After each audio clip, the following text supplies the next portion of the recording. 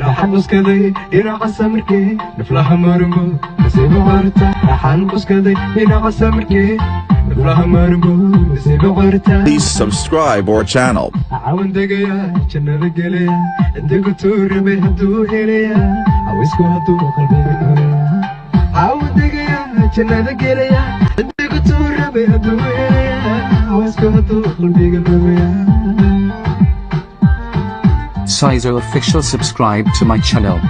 dadku wada nacab qofkii calanku qabo magaadho cisha wandhagtire ani ambaro aluma qabo inanada adil mahdi innoqaytira dawlada qabo innoqaymiya bishan kugu sida sidii waradki adiya haybali manaba raxan buskaday dhinaca samirkee naflaha marmo nasiib qorta raxan buskaday dhinaca samirkee naflaha marmo nasiib qorta.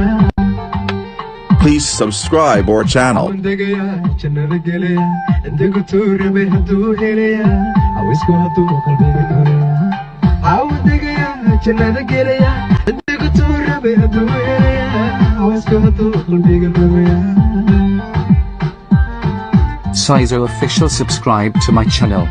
dadku wada nacab qofkii calanku qabo magaadho cisha wandhagtire ani ambaro aluma qabo inanada adil mahdi innoqaytira dawlada qabo innoqaymiya bishan kugu sida sidii waradki adiya haybali manaba